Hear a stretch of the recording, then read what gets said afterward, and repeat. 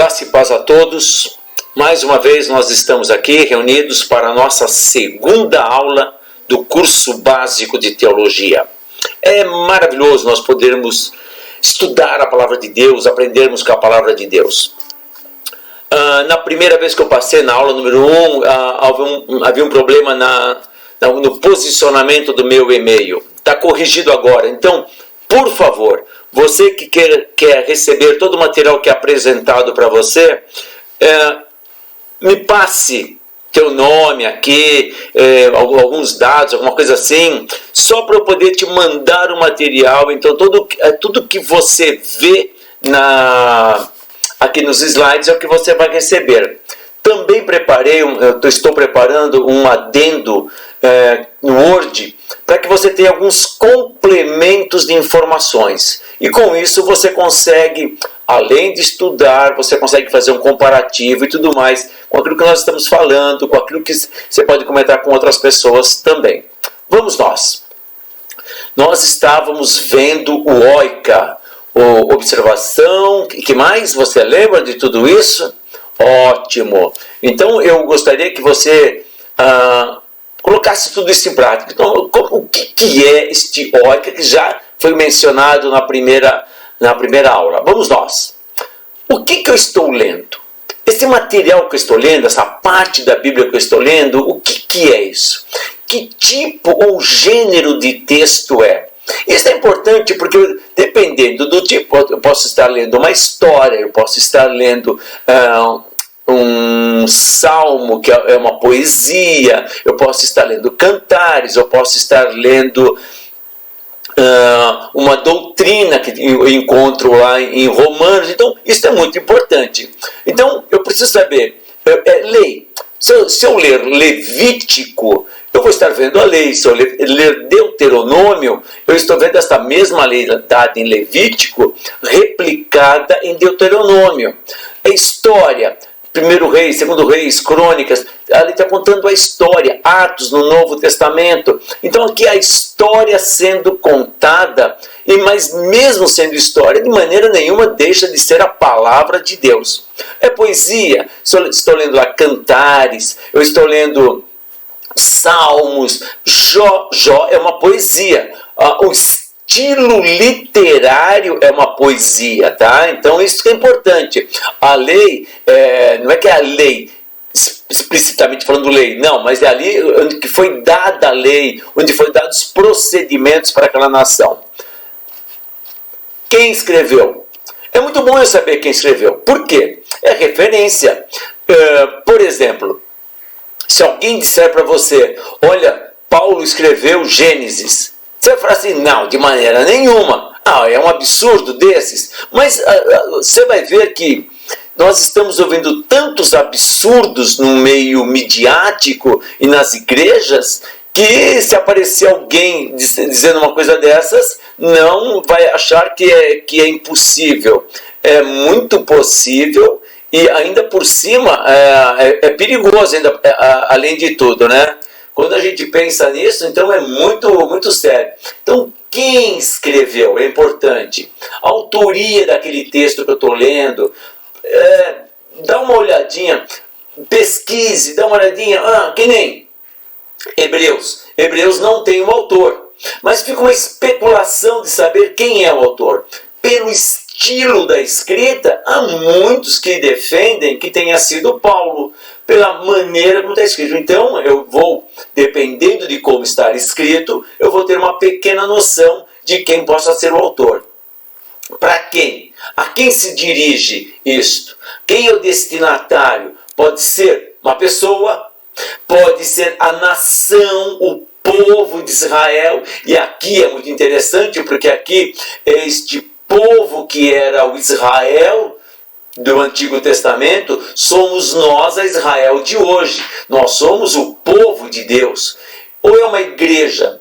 Você lê textos em Apocalipse específicos. A igreja tal, igreja tal, igreja tal, igreja tal. Dá uma olhadinha lá. Então, o próprio João, ele escreve a uma igreja de uma maneira mais explícita. Procure saber que carta que é essa, para quem ele escreve uma igreja. Dá uma olhadinha. Comece a manusear a tua Bíblia. João escreveu poucas coisas, escreveu o evangelho dele, 3 cartas e o Apocalipse. Vai ficar fácil você achar. Dá uma olhadinha. Isso é muito gostoso, você começar a conhecer o livro que você tem na mão. Um livro da vida, literalmente da vida. Vamos nós. Por que escreveu? Qual o motivo que a pessoa escreveu? O que estava acontecendo? Qual foi o pretexto que aquilo foi escrito? Qual a razão deste material ter sido escrito, o Espírito Santo ter inspirado o autor humano a escrevê-lo? Tá? O autor divino inspira e o autor humano escreve. Qual a causa disto? Então você vai ver que todos os livros que estão na Bíblia... Quantos livros tem a Bíblia? Isso. Então, os 66 livros que a Bíblia tem, todos eles têm um motivo muito plausível por eles estarem ali, tá? Quando escreveu? Qual foi a época? Qual foi o momento? Esses momentos são muito importantes. Nós vamos ver os alertas que foram dados antes da invasão do povo, tanto para Judá quanto para Israel. Então, imagine que se estivesse totalmente fora de contexto. Eu pego uma parte lá de Abacuque, por exemplo, e eu coloco Abacuque como um autor dentro das cartas, dentro do material do Novo Testamento. Fica totalmente sem sentido, porque ele está falando de uma invasão que vai haver de um povo babilônico. Ainda se fosse uma invasão dos vírus, quem sabe, né? Não, mas é a invasão do povo babilônico. Então isso é muito interessante, saber mais ou menos o período que aquilo aconteceu, em que época que ele está falando, em que momento que ele está falando daquele fato. Nós vamos ver que na cronologia dos livros na Bíblia, nós vamos ter alguma surpresa. Nós vamos ver, por exemplo, Esdras e Neemias. Nós achamos que está lá no comecinho da Bíblia e eles estão bem, praticamente já no final já do Antigo Testamento, já é uma outra época, e a gente, não, está no começo da Bíblia, a gente faz essas correlações. Então nós vamos posicionar no seu devido tempo as coisas. E o que escreveu? Isto também é muito importante. Que conteúdo tem esta carta? Que conteúdo tem este material? Que conteúdo tem este livro? Que conteúdo tem esta passagem? Eu falei em passagens, tá? É uma doutrina. Por exemplo, quando eu vou pensar em salvação, eu posso ler os evangelhos, posso ler a Bíblia toda, mas se eu não ler Paulo na carta aos Romanos, eu não vou entender o que é salvação. A doutrina da salvação, basicamente, grande parte dela está lá centrada na carta aos Romanos de Paulo. É uma orientação, nós vamos ver lá em Provérbios N orientações, N maneiras da gente agir. Os próprios Salmos nos dá maneiras de agirmos. Então, quando eu vou olhar o conteúdo, eu vou saber o que é esse material que eu estou lendo. Para que ele serve? Porque aí é que vem uma boa aplicação dos textos bíblicos ou uma péssima aplicação dos textos bíblicos. Vamos nós. Você vai fazer um exercício, tá? Não é uma provinha, não é uma prova, mas você vai pegar o texto de 1 Tessalonicenses 1, de 1 a 10. Todos vão pegar esse texto e vão responder essas questões. Isto é, quem são as pessoas que estão nesse texto de 1 Tessalonicenses de 1 a 10? O que sucedeu? Que ideias que eu tenho lá? Quais os resultados dessa ideia que estão expressas lá? Então você vai pegar esse texto na tua Bíblia, ou você pode pegar mais de uma Bíblia, que é bacana você ler mais de uma junto ali, um caderno, uma caneta, e vai escrever isso daí, e você vai dialogar. Pode passar para outras pessoas, perguntar para outras, tudo. Se quiser passar para mim, passa para mim no meu e-mail que te coloquei, e ali eu vou te passar depois uma outra análise, e você compara com a tua, compara com a do outro. É uma maneira da gente estar aprendendo a conhecer onde que aconteceu, onde que isso teve lugar, qual a localização geográfica, para eu saber pelo menos assim, qual o momento que estava acontecendo em termos de geografia daquilo, tá? Em que lugar que aquilo aconteceu. Quando aconteceu? O que estava acontecendo? Qual é o pano de fundo de tudo aquilo? Já pensou eu ler um profeta em que está falando sobre a invasão e eu não sei que povo que está invadindo, eu não sei do que está acontecendo de pano de fundo. Então isso aqui, eu fico tendo uma noção, na hora que eu ler, entender por que aquilo está escrito e por que está escrito daquela maneira. E isso é muito gostoso. Por que foi escrito? O que aconteceu? Qual foi o propósito? O que esse texto tem de propósito para estar aqui colocado? Como? Como se realizaram as coisas? Com que eficiência? Com que rapidez? Qual método?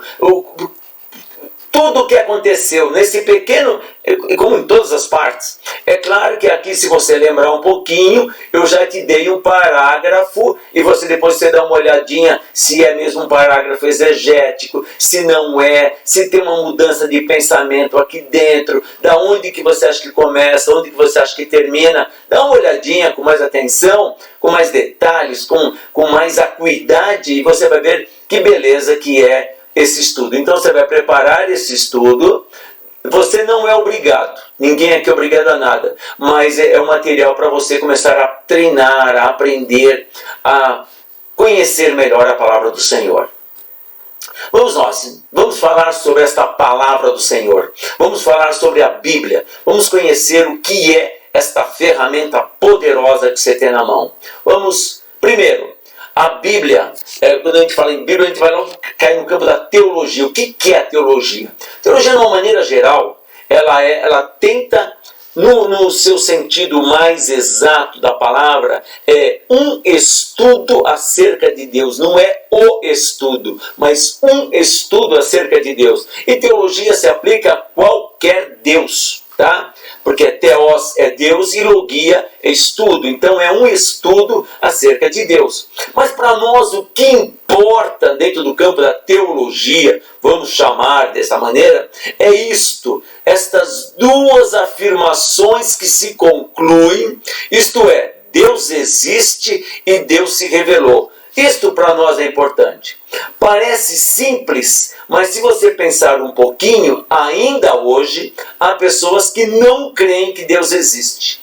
Então, a busca dentro deste campo para nós da teologia, um estudo acerca de Deus é não provar que Deus existe, isso não precisa, mas é confirmar através do estudo que Deus existe e que Ele se revelou. Então vamos ver como é que isso aconteceu. Como é que Ele se revelou?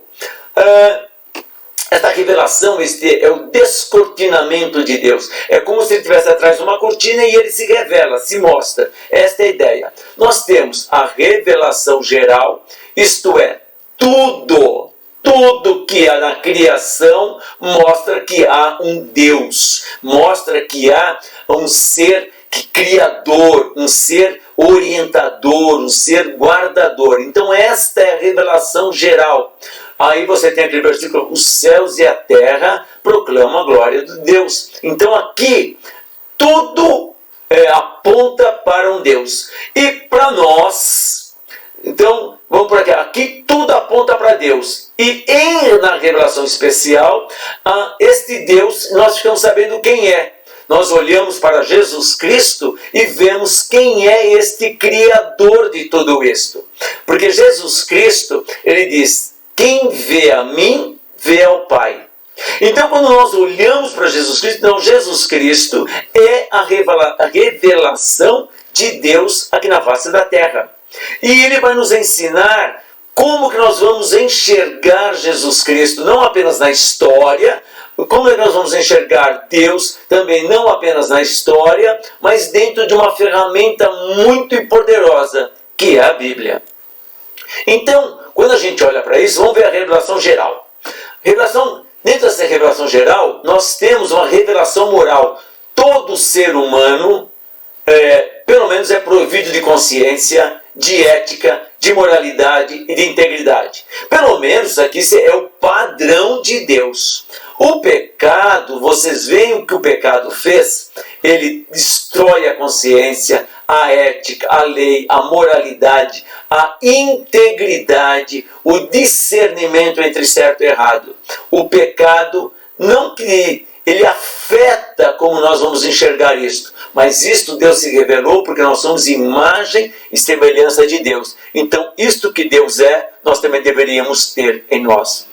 A revelação natural, a criação da natureza, dos animais, do universo, tudo que foi criado, desde o menor ser até o mais gigantesco ser, tudo, o universo todo, tudo revela Deus.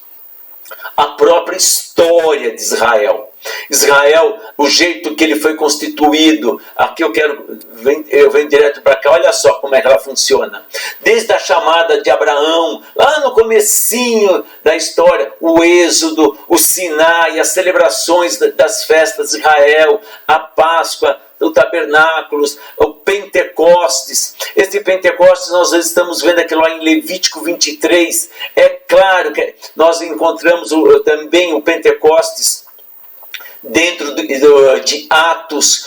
São momentos diferentes, circunstâncias diferentes, mas a ideia de Pente vem de 50 dias após. Então esta ideia também tem muito a ver com o Pentecostes de Levítico e o Pentecostes que nós cremos aí pentecostal. Todos aqui têm esse conceito do Pentecostes dentro do meio cristão. Por isso que eu acho tão desnecessário esse tipo de diálogo. É pentecostal, não é pentecostal? Nós todos temos o Pentecostes na nossa vida, tanto no Antigo quanto no Novo Testamento. Não é isto que faz a diferença. O que faz a diferença é se o fruto do Espírito está manifesto na sua vida.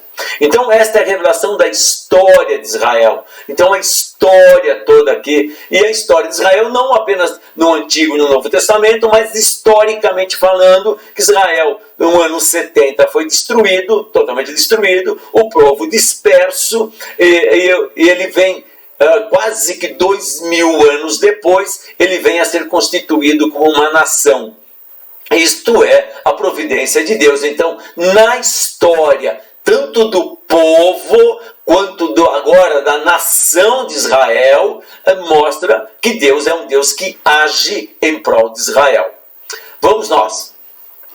Como que é a revelação especial? Nós enxergamos a revelação especial de 2 pontos. Uma, Jesus Cristo inquestionável, tá? Jesus Cristo é a revelação inquestionável. Ele é o descortinar. Quem vê a Cristo vê a Deus. Tá? Então, Jesus trouxe essa visão do Pai materializada. Nós estamos no campo da imaginação.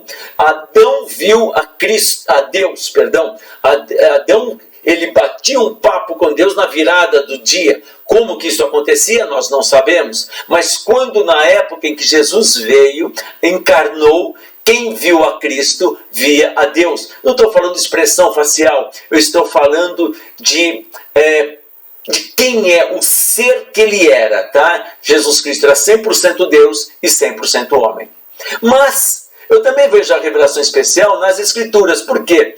Não que Jesus é igual às Escrituras. Não é isso que eu quero dizer. Eu quero dizer que as Escrituras falam de Jesus Cristo. As Escrituras falam de Deus. Então, eu vejo Deus revelado nas Escrituras. De Gênesis a Apocalipse, eu sei o que Deus planejou, o que Deus executou e o que Ele há de executar ainda, e quais seus propósitos e quais seus desígnios ou os desejos. Não gosto muito do termo desejos, mas qual a sua agradável, boa e perfeita vontade. Então, quando nós olhamos para isso, então, as Escrituras, elas tratam de Deus Pai, Deus Filho e Deus Espírito Santo. Então as Escrituras também são uma revelação especial, porque se nós não as tivéssemos, nós não saberíamos de onde nós viemos, onde nós estamos e para onde nós vamos. Então, por isso que as Escrituras também são esta revelação especial. Então está aqui. Se eu pudesse fazer um gráfico, não que a Bíblia esteja acima de Jesus, não é isso. É que a Bíblia fala de Jesus Cristo. Eu sei, eu conheço Jesus Cristo pela Bíblia. Se não houvesse a Bíblia, estes informes de Jesus Cristo eu não teria. Então, o que nós conhecemos de Jesus, de Deus, a Bíblia nos mostrou. Mas também nós encontramos na revelação geral, nós encontramos a moral do mundo, de uma maneira, apesar de estar meio imoral, mas vamos nós, a natureza toda e a história. Então, eu encontro a moral na Bíblia, a natureza, eu sei a origem da natureza, como é que ela funciona, como ela foi criada, qual o propósito dela na Bíblia, e na história eu tenho dentro da Bíblia. Então, vou falar assim, lembra daquela matéria que nós tínhamos na escola, chamada História, que conta a história geral, conta a história desde o começo da humanidade até os dias de hoje? Dentro dessa história geral, com certeza absoluta, os fatos bíblicos aconteceram aqui dentro. E a Bíblia revela parte daquilo que aconteceu nessa história. Esta história não chega até onde a Bíblia chega, mas porque a Bíblia está desde o início, ali, vamos lá, desde do nada, do absolutamente nada, e a partir dali ela começa a contar a origem do homem, a origem do universo, a origem de tudo e como foi tudo criado. A história não tem isso, a história relata os fatos e a Bíblia ela é muito mais abrangente, ela é meta-história, ela é acima da própria história. Mas surgem duas perguntas que são importantes. Por que Deus se revelou e por que Deus criou o homem? Qual o propósito de Deus ter se revelado e qual o propósito de Deus ter criado o homem? O que havia de interesse? Eu vou usar o Shedd, o Dr. Russell Shedd, como material para explicar isso. Primeiro porque ele muito bom. O Dr. Shedd era muito bom, porque agora já está na glória com o papai. Mas ele sintetiza de uma maneira muito boa. O primeiro motivo da revelação foi comunhão. Deus é um Deus social, é um Deus relacional, e ele queria que eu estou meramente temporal agora, né? Então, o que ele quis? Criar o homem para que ele tivesse comunhão, para que ele tivesse relacionamento amoroso conosco. Deus nos criou para ter comunhão conosco, para ter esta vivência conosco, comunhão. Ele propôs a comunhão. Que mais? Deus é um Deus feliz, então Ele quer que nós sejamos felizes. A felicidade, e eu gosto de usar o termo felicidade, porque a Bíblia é um pouquinho mais abrangente nisso. Na realidade, ela usa o termo bem-aventurado, mas eu pus felicidade para nós entendermos. Bem-aventurado é a felicidade da felicidade. E Deus é um Deus feliz. Lá em 1 Timóteo capítulo 1, versículo 11, está escrito assim, o Evangelho da glória do Deus bendito. Este termo bendito, no grego, significa Makarios. E o que ele quer dizer? Feliz. Tá? Então, compare com as bem-aventuranças. Então, bem-aventurado, lembra das bem-aventuranças? Está na Bíblia. Por quê? Porque ali ele vai dar o que faz com que um ser humano seja feliz. Porque o nosso Deus é um Deus feliz e Ele quer que nós vivamos felizes. E o que Ele quer? Olha só, Ele quer compartilhar a felicidade dele, a sua felicidade com cada um de nós. Shedd diz assim: as pessoas mais felizes da terra deveriam ser os cristãos. Olha que verdade absoluta. Pena que a gente não entende muito bem isso, né? Mas às vezes nós somos muito rancorosos. Mas vamos pensar muito seriamente sobre isso. Vamos nós. Terceiro motivo, amor. É muito fácil falar que Deus é amor. Tá, ótimo, maravilha. Sim, é amor. Mas por que esse amor? Porque Ele quis revelar, mostrar a nós o quê? O seu infinito amor. E com que propósito Ele quis revelar o seu amor para nós? Qual o objetivo? Está aqui. Ele derramou o seu amor em nosso coração para que possamos também amar aqueles que Deus ama. Quem que Deus ama? Todo mundo. Então, portanto, no teu coração foi derramado o amor para você amar todo mundo. Amar todo mundo, muitas vezes não quer dizer que você tenha que ser, tenha compatibilidade com todo mundo. Vamos nós. Quarto motivo, glória. Por que Deus criou o mundo? Para glorificá-lo. E o que é esse glorificá-lo? Como que o ser humano pode glorificar? Olha, Deus criou o mundo para ser glorificado por meio dele. Olha, se você pegar em Efésios capítulo 1, versículo 6, é uma passagem bem fundamental das Escrituras. Ali explica o motivo pelo qual Deus nos criou. Glorificá-lo é reconhecê-lo como nosso Senhor. Ah, mas é só isso? Só. Ao reconhecer que Ele é meu Senhor, eu vou viver a vida que Ele pede para eu viver. E ao viver a vida que Ele pede para eu viver, eu estou glorificando. Ao ser obediente, eu glorifico a Deus. Por que Jesus glorificou o Pai? Porque Ele foi obediente e obediente até a morte e morte de cruz. O quinto motivo, santidade. Ai, como isto não é fácil, meu Deus. Vamos nós. Deus criou o homem para o quê? Compartilhar a santidade de Deus com o homem. E olha só, lá em Levítico 11:44 está escrito assim: sereis santos, porque eu sou santo. Este sereis não é, olha, talvez você possa ser, olha, quem sabe você seja. Não. Aqui é imperativo, aqui é um afirmativo, imperativo, afirmativo, uma ordem.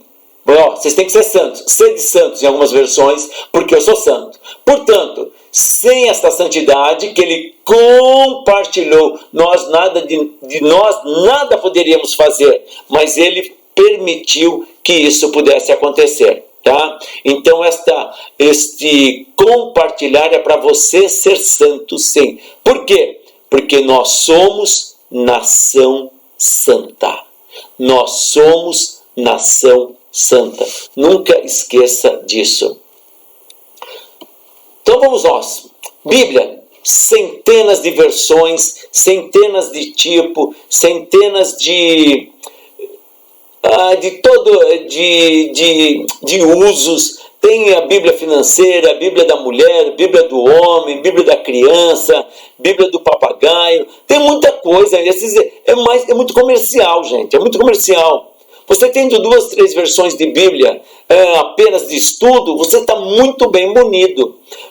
Quer ter uma de Bíblia devocional? Amém, tenha. Mas hoje em dia é tão comercial, eles enchem a prateleira da gente de Bíblias meramente para vender mais, tá? Então, muito cuidado na hora de escolher a Bíblia. Escolha a Bíblia que possa atender a tua necessidade. Qual que é a tua necessidade? É a Bíblia, não os comentários que estão na Bíblia. Bem honesto, os comentários são comentários de pessoas. Agora, o estudo, você está aprendendo, você está dialogando com esses que escreveram. Mas nada contra, tá? Quer usar? Pode usar, não tem problema nenhum. Mas é muito comercial. Tá? É que nem celular, toda hora está evoluindo, a gente precisa de um novo, senão a gente não consegue. Então eles estão lançando sempre uma Bíblia nova, e cuidado, e tem umas Bíblias aí que não tem nada a ver com a Bíblia de verdade, tá? Com a verdadeira palavra do Senhor. Então o que é a Bíblia? Então vamos nós. Primeiro, esse termo Bíblia não aparece na Bíblia, tá? O termo Bíblia não aparece.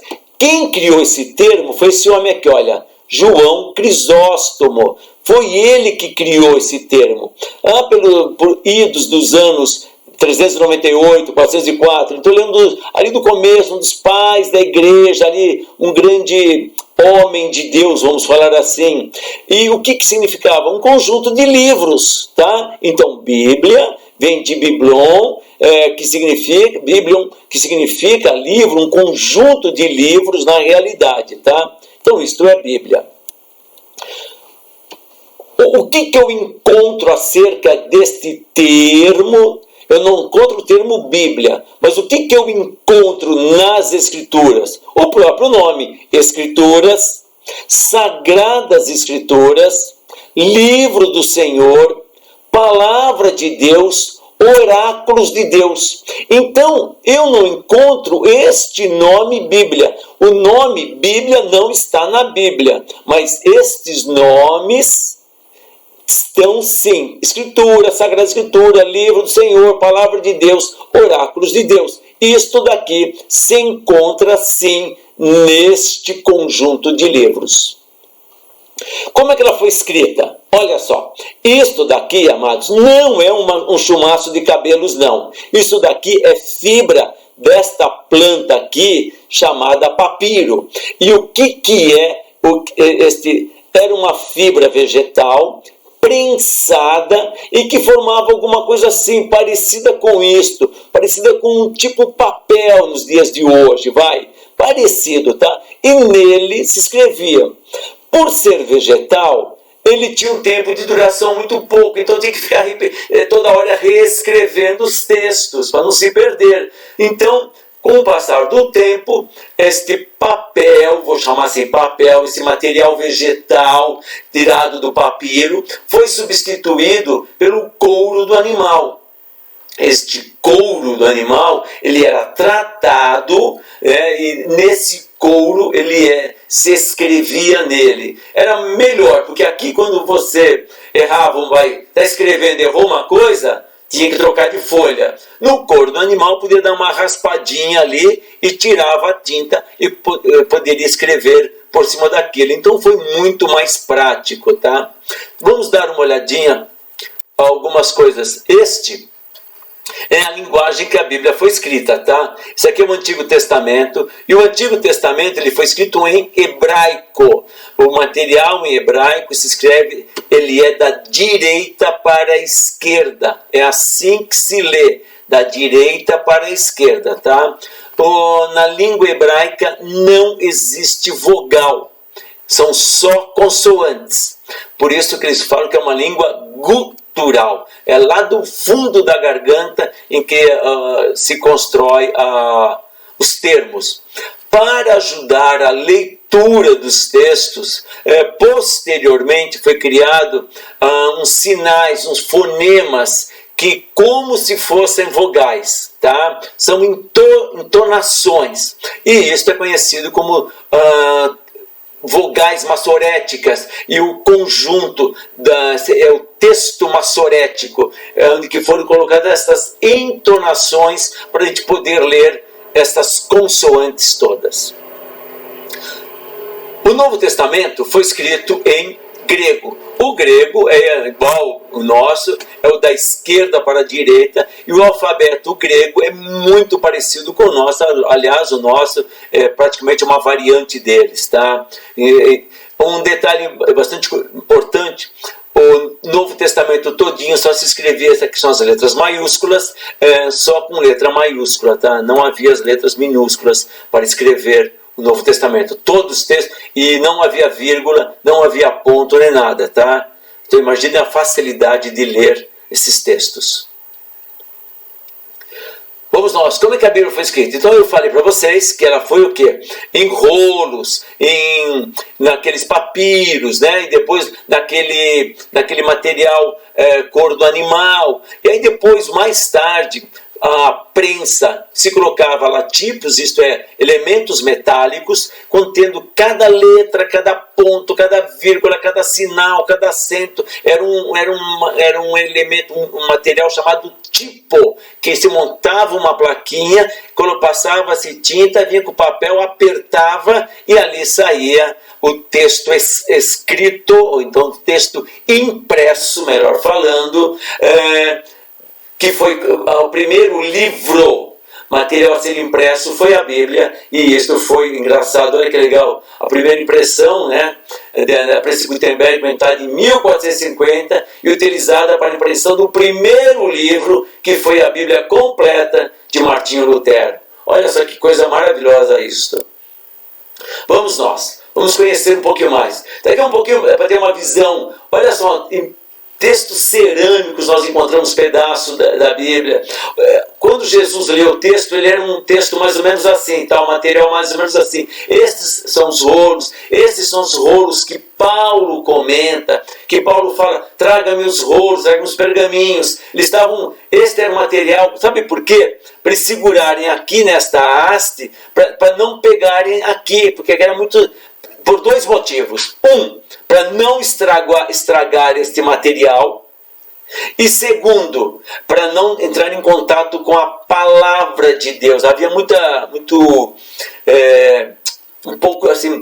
zelo. Então se segurava por aqui, tá vendo esses cabinhos aqui? Então ia desenrolando de um lado e enrolando do outro, tá?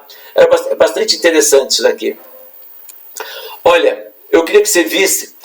Quando a Bíblia você tem hoje, e você às vezes fala assim, é difícil ler, não gosto de ler. Olha como é que foi encontrado os pedaços da Bíblia.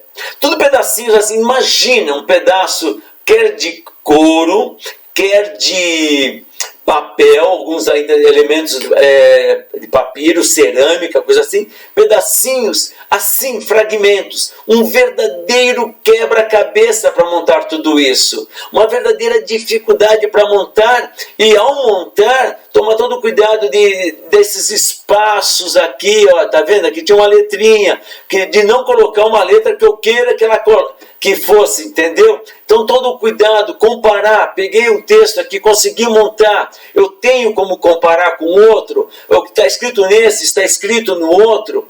Havia um zelo muito grande para que não houvesse adulteração dos textos. Imagine que isto daqui é uma folha completa. Então, cada letra ocupava um espacinho aqui dentro, tá? Cada letra do alfabeto hebraico ou do alfabeto grego, vamos por assim, principalmente na transcrição, porque os textos originais eles foram transcritos, senão seria uma maravilha estarmos com os originais hoje, né? Então, havia todo um códice, isto é, um código, tá vendo? Mais ou menos assim. Qual era a letra central? Qual é a letra que deveria estar aqui? Qual era a letra que deveria estar aqui? Para que ao copiar, o copista não adulterasse o texto. Como é que nós temos prova disso? Quando foram descobertos os manuscritos de Qumran, encontrou-se um texto de Isaías. E esse texto, ele era do ano 100 antes de Cristo. 100 antes de Cristo, o texto encontrado lá. E o que estava sendo utilizado era do ano 900 depois de Cristo, uma cópia do ano 900 depois de Cristo. Então, mais ou menos por aí, tá? Então, entre o texto que estava sendo usado com o texto que eles encontraram, tinham 1000 anos mais ou menos de diferença. E ele era igualzinho. Isto dá segurança. Não houve adulteração ao longo dos anos. Isto é muito importante, tá? Continuando. Então aqui, só para você ter uma ideia, é um desenho, né, do ano 1568, como é que eles esticavam a pele do animal, como é que eles preparavam a pele do animal, e aqui, para que isto fosse se transformar num pergaminho, porque ali pudesse se escrever. Então lembra lá de Timóteo, 2 Timóteo 4,13, quando vieres, traze a capa que deixei em Troade, em casa de Carpo, e os livros, principalmente os pergaminhos. Não vai pensar que é os livros do jeito que você tem hoje, tá? Na tua biblioteca aí, mais ou menos uns 3.000 livros, né? Porque você é estudioso da palavra. Então livros, ali era um material feito também com esse material aqui, tá? Couro do animal. E os pergaminhos, basicamente, era a escritura.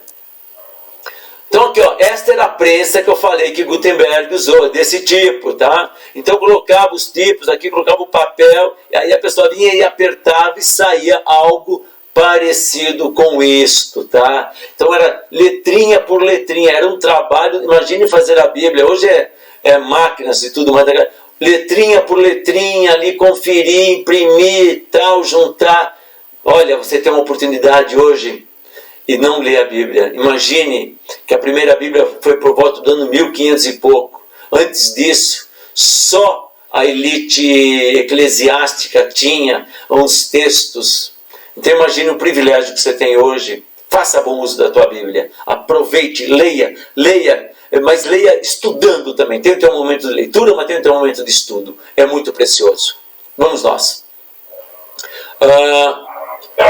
Lembra aquela passagem quando fala lá em Lucas, capítulo 4, 16 a 21, acerca de Jesus que ele estava dentro da sinagoga e ele abre um texto? Olha aqui, ó, é mais ou menos isso mesmo. Então ele abre o texto lá em Isaías, ele começa a desenrolar e quando ele fala que era sobre ele que estava sendo dito, tá? Então ele lê o texto que menciona ele como de quem devia ser dito. E aqui você vê como é que isso aqui era material.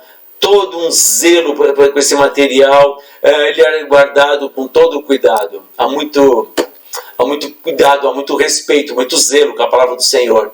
E precisamos ter isso, tá? Vamos nós. Quem escreveu a Bíblia? Olha, mais ou menos uns 40 autores escreveram a Bíblia. Há um período de mais de 1600 anos. Olha só qual a probabilidade de 40 pessoas escreverem ao longo de mais de 1600 anos, em épocas, em lugares, pessoas, momentos diferentes e tudo ser uma única coisa.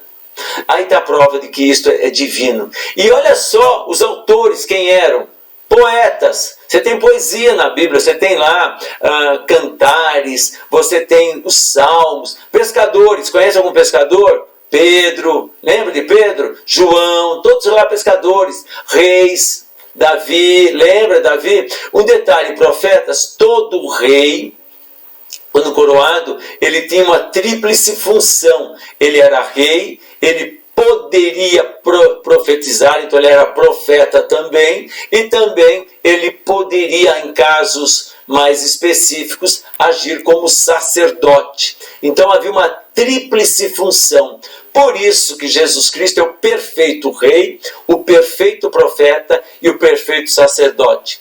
A parte profeta de Jesus, ele já a cumpriu quando presença física aqui na terra, quando ele nos deixou todas as profecias. Profecias é todo o ensino pertinente ao que estava acontecendo e o que iria acontecer, tá? Filósofos, vamos conhecer algum filósofo que escreveu. Eu conheço um que escreveu muito material no Novo Testamento. Pensa quem é. Médico, você conhece um médico que escreveu alguma parte da Bíblia? Não conhece? Dá uma olhadinha, você vai conhecer. Algum músico que escreveu? Onde que eu tenho músicos que escreveram parte da Bíblia? Dá uma olhadinha lá em Salmos, você vai ver isso. Tá? Olha que gostoso. O Antigo Testamento foi escrito nesta linguagem hebraico, algumas partes em aramaico. O que é o aramaico? O aramaico, ele é uma variante, vou por assim, do hebraico. O hebraico era a língua mais sacerdotal, mais religiosa. E o aramaico era a língua do povão, era, sabe, aquela coisa assim, bem povão mesmo, tá? E o Novo Testamento foi escrito no grego, tá? Então, estas são as línguas da Bíblia. Como aconteceu esse processo? Tudo, apesar dessas, sempre pela direção do Espírito Santo. Sempre, tá? O processo de escrita, o autor é humano, mas a direção é do Espírito Santo. A pessoa poderia ter sonhos e visões, e ali ele transcrevia aquele sonho, aquela visão, dirigido pelo Espírito Santo. Uma voz que falava com ele, o Espírito Santo em ação. teofanias. O que é uma teofania?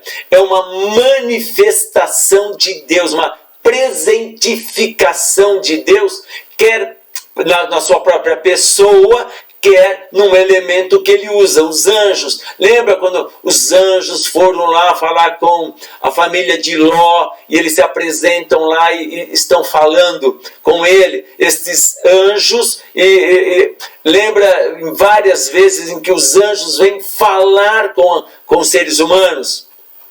Então aqui é uma teofania, é uma manifestação, uma presentificação. Quando nós olhamos para a sarça ardente, quando nós olhamos para a mula lá de Balaão, aquilo é uma hierofania. Aqui no tel, o elemento é na figura humana, tá? Na hierofania é numa figura de elementos da natureza. Ali na sarça e na mula, que não é humano, então é um animal, então ali nós temos uma hierofania. Mensagens angelicais, um anjo falando, e aí nós vamos encontrar em Daniel, esta passagem, nós vamos encontrar quando Maria, lembra de Maria, quando ela recebe esta mensagem angelical, que ela vai ser mãe, e que ela vai ser a mãe do Salvador, a mãe do Cristo ou do Messias.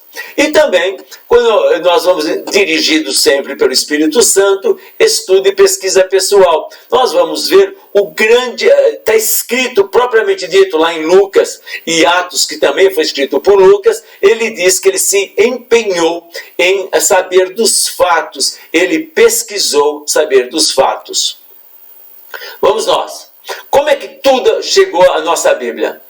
Os fatos aconteceram, as experiências daquelas pessoas, não a experiência atual, os acontecimentos, as experiências, as vivências foram interpretados, isto é, eles transcreveram ali, né, dentro de si, essa transcrição é assimilar. Quando Moisés ele recebe a história de Gênesis, quando ele está vivenciando o Êxodo, a parte de depois em Êxodo, Levítico, Números, Deuteronômio, ele está vivenciando aquilo. Então ele está formulando tudo o que está passando, assimilando, isto é, está como se tem digerindo tudo o que ele está, o fato, entendendo o fato, assimilando para o quê? Para transmitir. Então, o primeiro momento foi a transmissão oral, isto é, falava-se de boca para boca.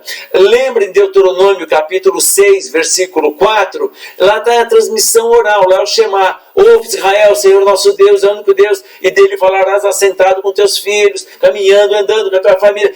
Ali o tempo todo, então aquilo é transmissão oral. Depois vem a escritura original, isto é, da transmissão oral foi transcrita, foi escrita no material, no papiro, na cerâmica, no couro do animal, e ali foi escrito. E depois foi montado o cano. O que é o cano? Nós vamos ver mais adiante que cano é uma medida correta, é uma padronização. Foi montada a Bíblia. Da Bíblia vieram aqui, no Antigo Testamento, juntou todos os livros do Antigo Testamento, o cânon do Antigo Testamento. Todo o material do Novo Testamento foi o cânon do Novo Testamento. Então, nenhum dos dois, o cânon total. Mas ele estava o quê? Em hebraico e grego. Aí vem para as traduções. Foram traduzidos nos mais diversos idiomas e depois para nós na língua portuguesa. Então a Bíblia, cada versículo que você lê, cada palavrinha que você lê, percorreu este longo caminho para chegar até aqui, tá? Qual a estrutura da Bíblia?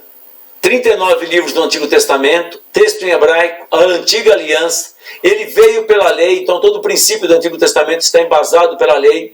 Foi feito no Sinai, a base, a construção dele está lá no Sinai. E ela foi selada com o sangue dos animais. Lembra do sacrifício do animal que era morto? O Novo Testamento, 27 livros, o texto está em grego, trata da nova aliança, veio por Cristo, tá? Foi feito no Calvário e foi selada com o sangue de Cristo. Isto, claro que no seu contexto total, o sangue de Cristo é o que está sobre toda a Bíblia, né? E sobre nós. Essa ideia, e tudo culminou com esta obra, tudo teve um princípio para que isto pudesse acontecer. A história foi, ela correu para que isto pudesse acontecer. O que será isso? 555, 12, 12. Esquema de alguma coisa? Sim, é o esquema da Bíblia. Está aqui, ó. 5 livros primeiros formam um Pentateuco. Os 5 primeiros rolos. Então ali tem estes livros. Esses daqui, Jó, Salmos, Provérbios, Eclesiastes e Cantares, são livros de sabedoria, são poesias. Então aqui é conhecido como a sapiental, livros sapientais. Então aqui, tudo que fala assim, Jó é uma poesia. Não que ele é uma poesia. O estilo literário de Jó é uma poesia, tá? O estilo literário. Da mesma maneira que Salmos, Provérbios, Eclesiastes e Cantares. Tá? Então, isto. E poesia não precisa ter rima nem nada. Em Salmos tem um trabalho muito lindo em como é que Salmos estão montados, como é que era mais fácil na língua hebraica decorar um salmo. Claro que se perdeu, há muita rima nesses salmos, tá? Se perdeu na tradução, pela fonética mesmo, né? Aqui nós temos outros 5. Quem são esses 5? As profetas maiores. Apesar que Lamentações seja o mesmo de Jeremias, está ligado a Jeremias, mas essas aqui são, vamos para essas profecias maiores. Maiores em que em volume de escrita, material escrito, não que eles são mais importantes que os outros. Profetas maiores, quando a gente diz, é pelo volume que foi escrito. Entendeu então o que é 555? Então vamos para o 12 e 12. Primeiro esse 12 aqui. Este daqui são livros históricos. Aqui conta a história que eu encontro dentro da Bíblia. Lembra que eu falei que história faz parte da Bíblia? Então está aqui. Josué, Juízes, Ruth é história. Esther é história. Então aqui, ó, a história do povo ao longo do tempo, tá? E aqui o outro 12, os profetas menores. Também, não que eles fossem menos importantes que estes, mas que escreveram um volume menor de material. Estes um volume maior, estes um volume menor.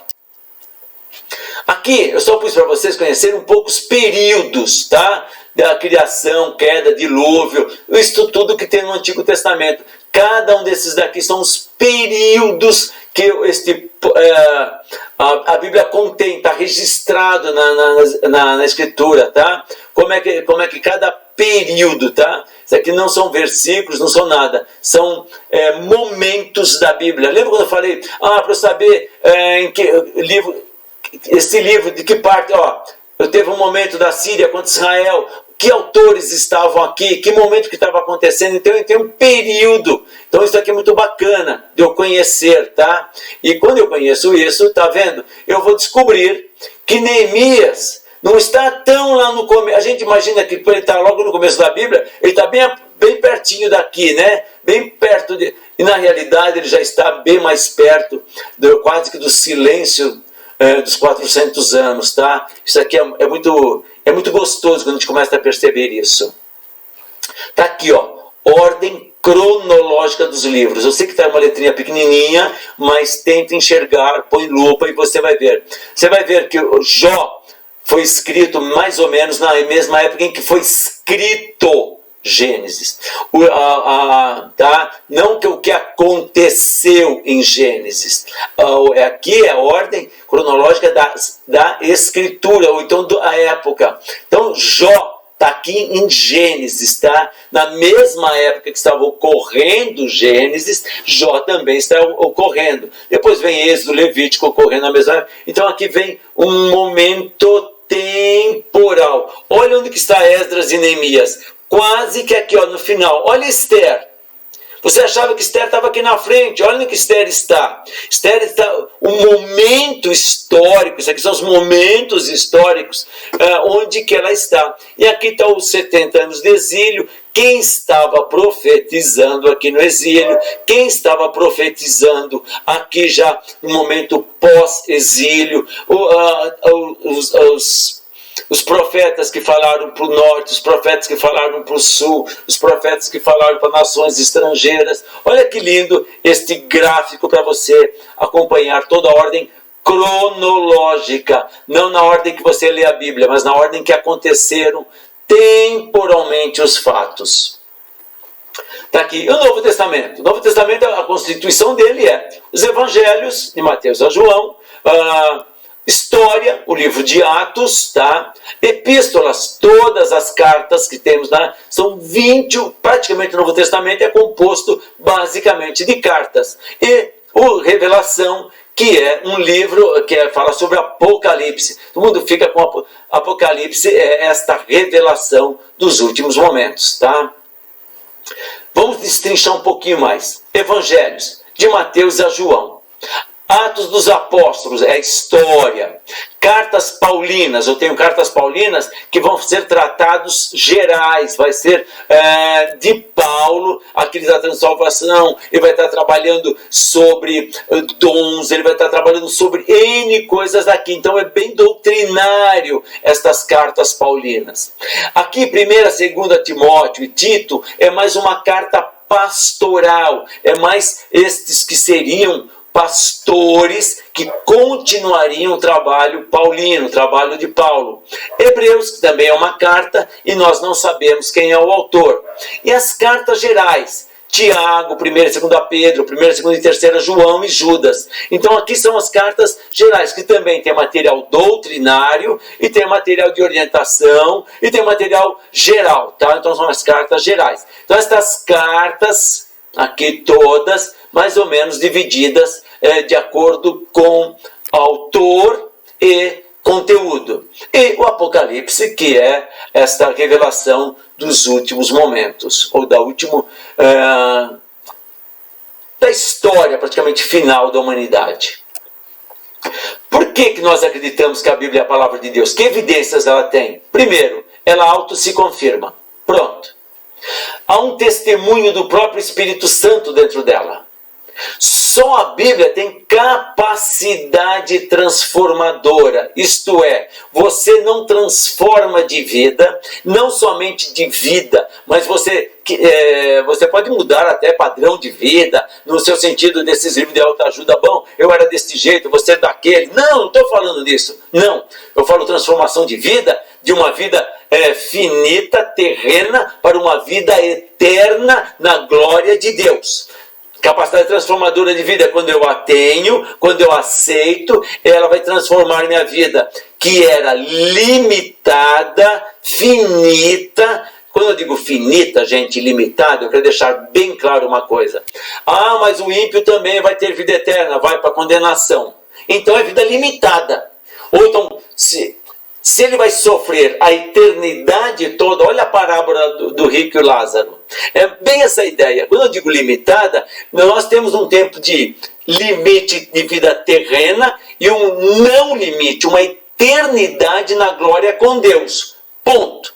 Mas, se eu não permitir que eu seja transformado, eu vou ter a minha vida eterna, minha vida limitada terrenalmente e minha vida eterna em sofrimento. Então é isso que eu digo assim, vida limitada. Porque nós fomos feitos para que nós possamos viver, lá em João 10:10, eu vim para que tenham vida e a tenham em abundância, em plenamente. Tá? Então é isto que eu quero dizer, tá? Vamos nós. A unidade da Bíblia. A Bíblia, como nós vimos, apesar de 40 autores, apesar de mais de 1.600 anos, ela é una. Ela é o começo, meio e o fim da história da humanidade, o fim no seu sentido como livro, ela é una, de ponta a ponta, e um assunto está interligado ao outro. Maravilhosamente fantástico tudo isso. As informações históricas que nela estão contidas, a história comprova. Olha as descobertas arqueológicas. E para nós, acima de qualquer coisa, o testemunho de Jesus Cristo. Se Cristo fala acerca da Bíblia, acerca das Escrituras do Antigo Testamento, pronto. Que evidência mais do que isso? E o quanto ela influenciou a humanidade.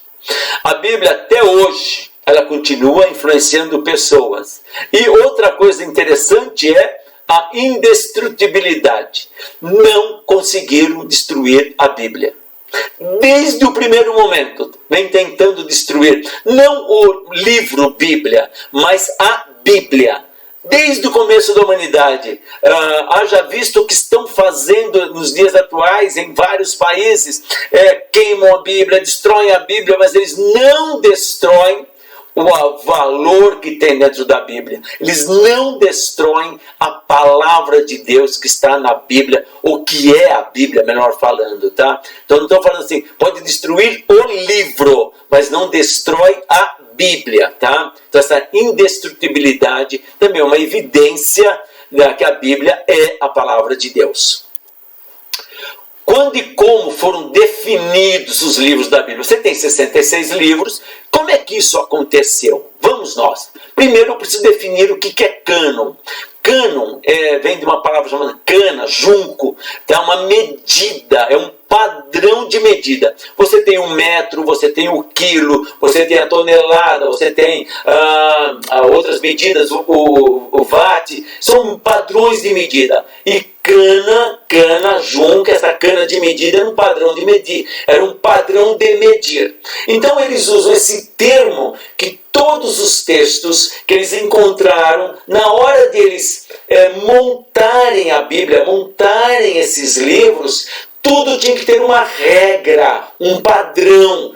Saiu desse padrão, estava fora. Tá? Lembra que os pedacinhos? Era assim, montava aquele quebra-cabeça, montava uma folha. Esta folha está de acordo com o que estava no Antigo Testamento? Ou está de acordo com o que o outro livro está dizendo? Outro livro está dizendo da Bíblia. Então, isto foi um trabalho muito minucioso, muito detalhista, em que cada detalhe era importante. Essa palavra não está aqui, essa palavra está aqui, mas ela muda o sentido, não muda. Tudo isso era importante para se montar essa palavra, para se montar cada página da Bíblia. Então não foi aleatório, não. Foi de muito trabalho mesmo.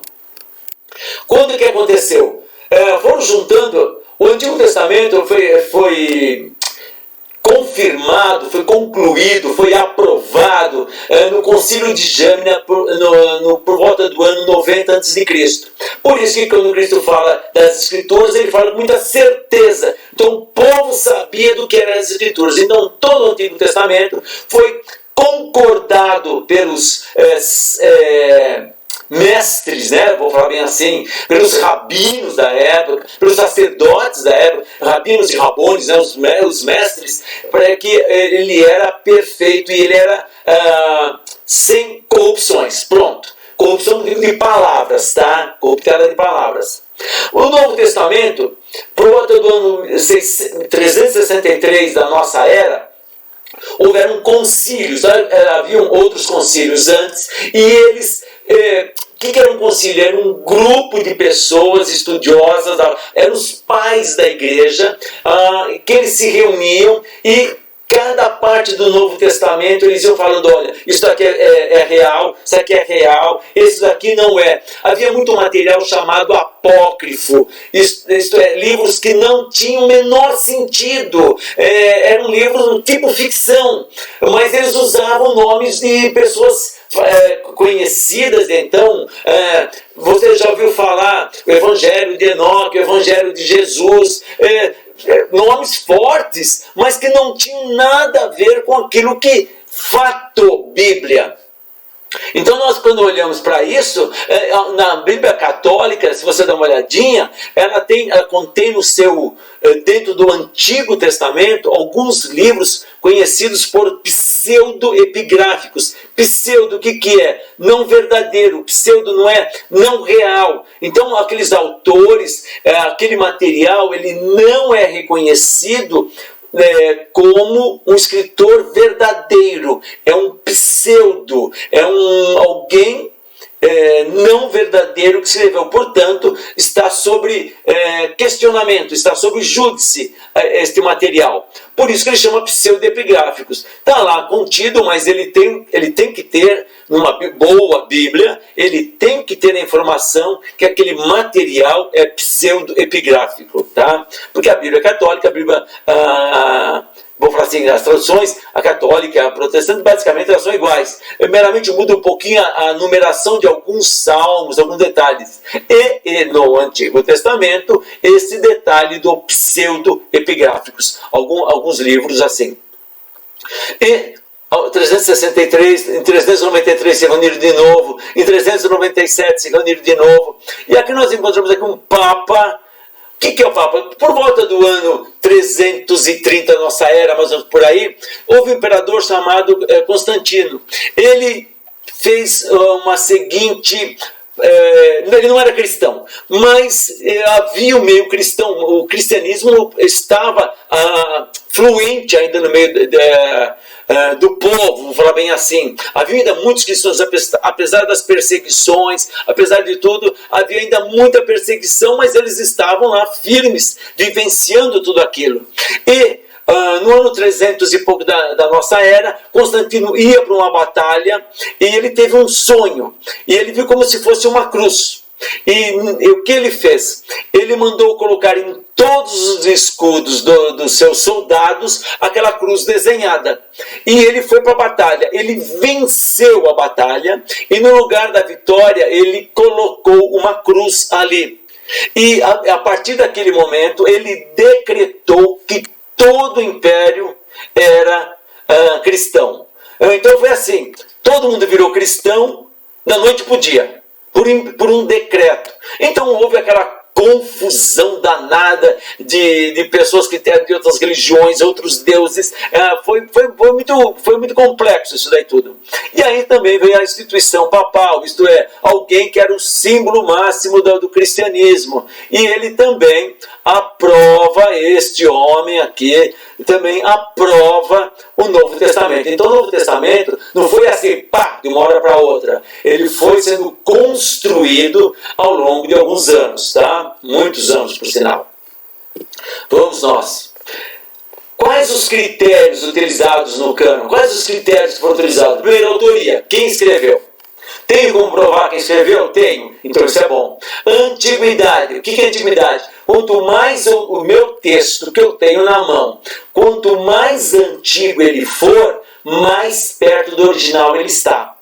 É isso que ele quer dizer com antiguidade. Então, não que ele era muito velho, não. Quanto mais antigo ele é, mais perto do original. E isso também era um critério, não era só esse critério. Você está vendo? A autoria, esses critérios todos vão estar colocados. A autoria, a antiguidade, o universalismo. O que é isso?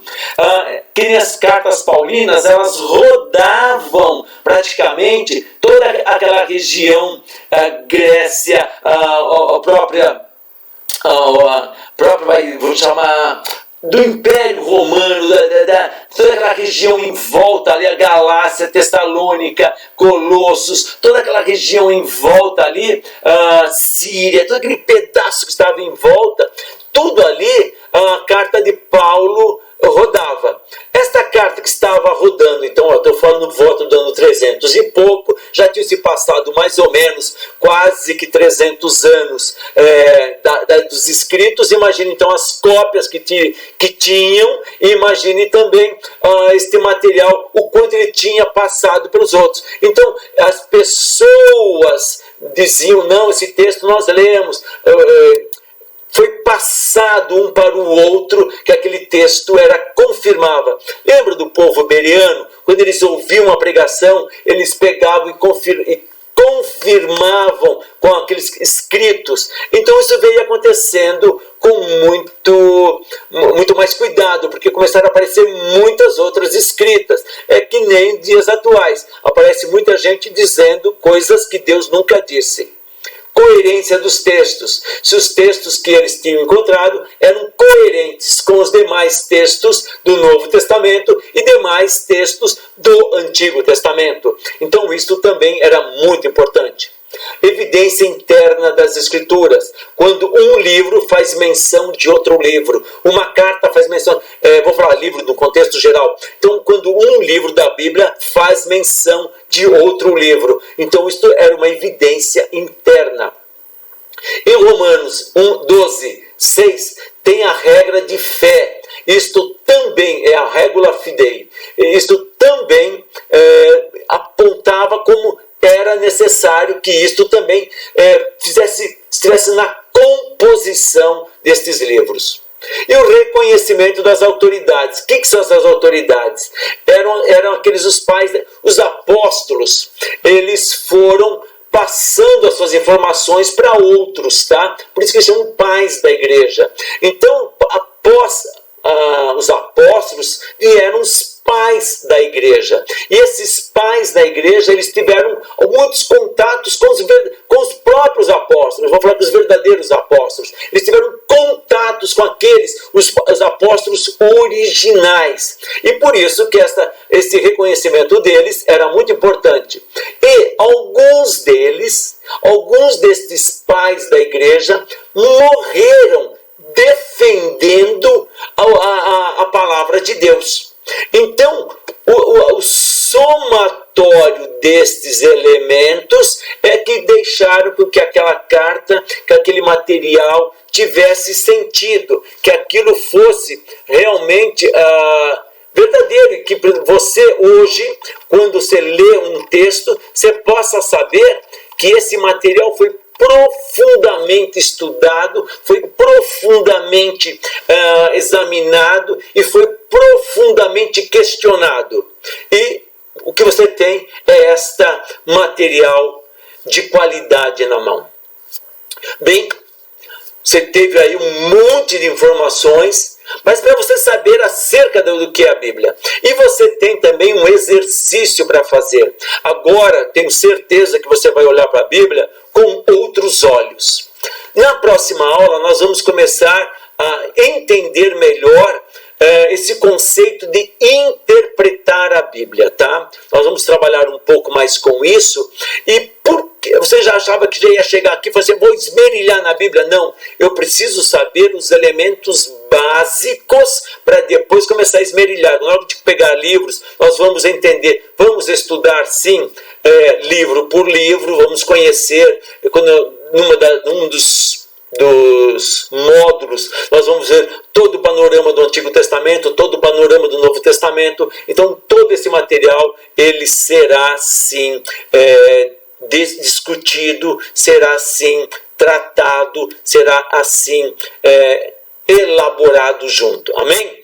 E com isso, eu queria estar orando e nós encerrando esta aula, agradecendo a Deus pelo privilégio que nós temos de falar com Ele, estar com Ele e ser com Ele e muito mais, Ele estar em nós, Ele ser aqui em nós. Papai amado, Papai bendito, muito obrigado pelo privilégio desta aula, muito obrigado por esses momentos, muito obrigado pela Tua graça sobre nós e que o Senhor nos capacite com sabedoria e discernimento para aprendermos mais e mais da Tua palavra. Assim nós oramos, gratos, no excelso, absoluto e eterno nome que é sobre todos os nomes, o nome de Jesus. Que Deus abençoe a todos e vamos nós caminhar nesta certeza da vitória do Senhor.